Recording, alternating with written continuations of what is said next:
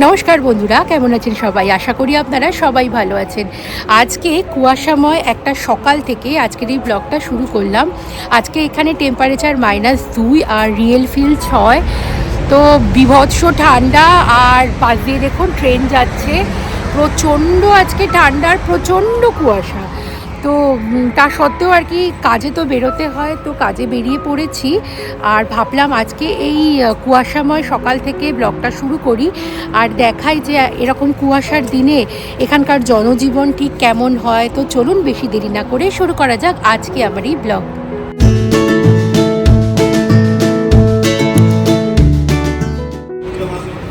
দেখতেই পাচ্ছেন প্রচণ্ড আর কি আজকে কুয়াশা দিয়েছে, আর টেম্পারেচারও সেই লেভেলের। রিয়েল ফিল দেখাচ্ছে -6, আর এখন টেম্পারেচার -2। মানে ভিজিবিলিটি বেশ কম, কিন্তু তা সত্ত্বেও এখানে কিন্তু জনজীবন সেরকমভাবে কোনো কিছুই থেমে নেই। সবাইকে তো কাজে বেরোতেও হবে, আমাদের কলকাতাতেও তাই, ইন্ডিয়াতেও তাই, কিছু করার নেই না। তবে এই কুয়াশাটা আমার মনে হয় আজকে মেঘ নিচে নেমে এসেছে, সেই জন্যই আর কি। আর এখানে দেখলাম একটা খুব সুন্দর, এখানে তো লোকজন খুব সাইকেল ইউজ করে। হ্যাঁ, তো এখানে সাইকেলগুলো আমাদের যেমন স্টেশনের বাইরে সাইকেলগুলো আর কি যেমন লক করে রেখে চলে যায়, এখানে হচ্ছে ওই সাইকেলগুলো রাখার বক্স। তো এইখানে কোড নাম্বার দিয়ে বা কিউআর কোড স্ক্যান করে এখানে ধরুন এই যে নাম্বারগুলো আছে তার মধ্যে বিভিন্ন রকম যার যার সাইকেল লক করে রেখে দিতে পারে আর কি। এটা হচ্ছে মানে আমাদের দেশে যেমন আর কি সাইকেলগুলো রাখার জন্য বিভিন্ন রকম লোক রাখা থাকে, এটা হচ্ছে আধুনিকীকরণ। এখানে লোকজন কম, সেই জন্য সবই টেকনোলজির মাধ্যমে আর কি ব্যাপার স্যাপার চলছে। তো ব্যাপারটাকে তো বেশ ভালো, তাই না? আর এইদিকে সামনে যে বাসটা দাঁড়িয়ে আছে ওই বাসটাই ধরে আজকে যাব। আর একটু দেখাই বাসটা ধরে আমি কোথায় যাব, সেটাও একটা বড় কথা। আজকে আমাদের এখানে একটা বাড়ি দেখতে যাওয়ার কথা আছে, আমরা একটু বাড়ি শিফট করার কথা ভাবছি। তো এই শীতের সকালেও আর কি সকাল 11:15-তে আমাদের বাড়ি জন্য অ্যাপয়েন্টমেন্ট দিয়েছে, আর সেখানেই অ্যাকচুয়ালি যাচ্ছি। আর সেটা যাওয়ার সময় আজকে আমাদের যে মেন স্টেশন সেখান দিয়ে এলাম, তারপরে এটা হচ্ছে ফ্লুগহাফেন হচ্ছে এয়ারপোর্ট স্টেশন। তো সেখান দিয়ে আজকে বাস ধরবো। তো ওই বাসটা যে দাঁড়িয়ে আছে ওই বাসটাই সামনে ধরবো। তো চলুন বাসটায় উঠি, আর কেমন কি বাড়িঘরদর দেখতে যাব সেটাও আজকে আপনাদের সাথে শেয়ার করব। তো চলুন। আজকে আসলে এতটাই কুয়াশা, এই ফ্লুগহাফেনে দাঁড়িয়ে আছি, এটা হচ্ছে মেনলি এয়ারপোর্ট। তো এয়ারপোর্টে হয়তো এই এত কুয়াশার জন্য ফ্লাইট ওঠানামা করতে আজকে খুবই অসুবিধা হবে। তবে আমাদের দেশে যে সমস্যাটা হয় হচ্ছে ট্রেনে, ধরুন ট্রেনের লাইনে যদি কুয়াশা থাকে তাহলে সেক্ষেত্রে ট্রেনের গতি আর কি খুব কমে যায়। তবে এদেশের ট্রেনের গতি খুব একটা কমে না, কারণ এদেশের প্রত্যেকটা ট্রেনের জন্য আলাদা আলাদা ট্র্যাক থাকে, সেই জন্য এখানে ট্রেনের অতটা সমস্যা হয় না, যেটা আজকে ফিল করলাম। কারণ আজকে ট্রেন ধরতে এসে মনে হলো যে ট্রেনও হয়তো খুব লেট হবে, বাট দেখলাম ট্রেন কিন্তু একদমই লেট নেই। এবং হাই স্পিড ট্রেনের জন্য যেহেতু আলাদা আলাদা ট্র্যাক রয়েছে, তার থেকে তুলনায় কম যে গতিবেগ তার আলাদা ট্র্যাক রয়েছে, তো ট্রেনের ট্র্যাকের সেই রকম সমস্যা হয় না। কিন্তু এই যে ভিজিবিলিটি আজকে কুয়াশার জন্য, এটার জন্য কিন্তু অবভিয়াসলি আমার যেটা মনে হলো সেটা হচ্ছে এয়ারপোর্টে ফ্লাইট ওঠানামা করতে কিন্তু বেশ সমস্যা হবে। ওই দেখুন আর একটা ট্রেন চলে এলো।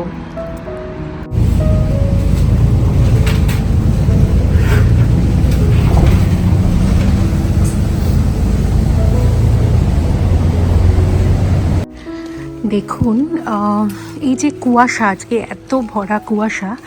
আমাদের দেশে যে শীতকালগুলোতে আমরা পরিচিত তাতে কিন্তু এই কুয়াশা ব্যাপারটা খুব কমন।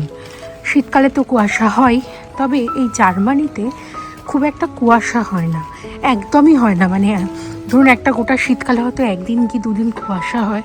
তো আমার কাছে আজকে সকালে উঠেই মনে হয়েছে ঘুম থেকে উঠেছি যেন কলকাতায় শীতের সকালে।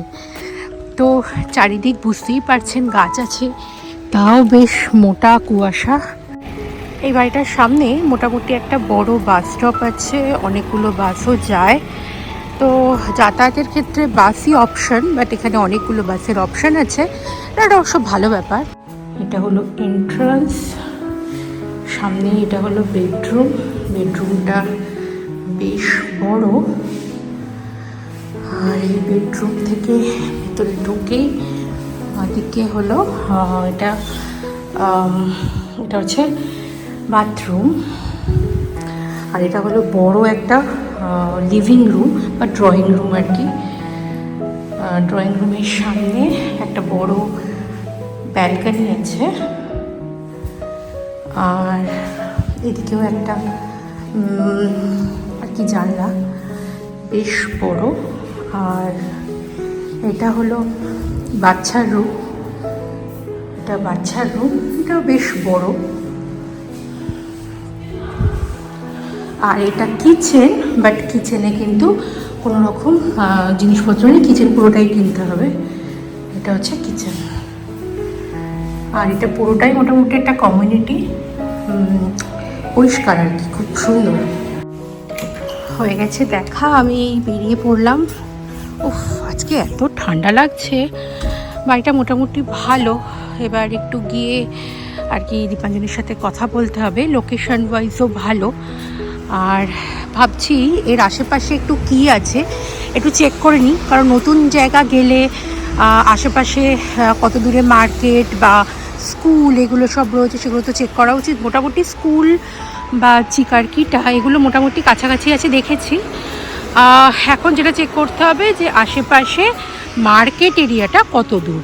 তো সামনে বলছে 4 মিটার দূরে, সরি আই মিন 4 মিনিট দূরে একটা সুপার মার্কেট আছে।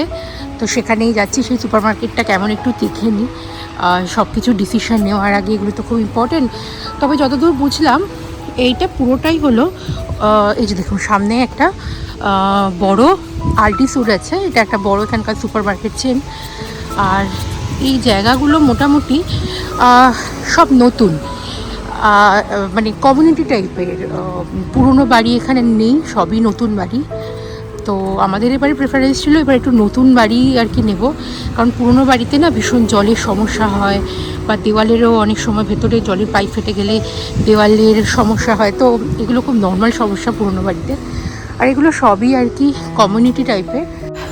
আজকে একটা অভিজ্ঞতা হলো যেটা আমি একটু শেয়ার করতে চাই, সেটা হচ্ছে যে আমি যে অঞ্চলে আজকে বাড়ি দেখতে এসেছি, এই অঞ্চলগুলো দেখলাম মোটামুটি 1970 বা 80 সালে নতুন কনস্ট্রাকশন যেগুলো শুরু হয়েছে।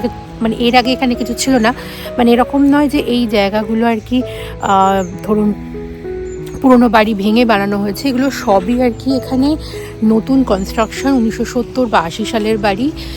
মোটামুটি 90% বাড়িতেই আর কি লিফট রয়েছে। আর এটা নিয়ে আর কি কোনো মানে জানতাম না আর কি, এটা আমার অভিজ্ঞতাটা প্রথম।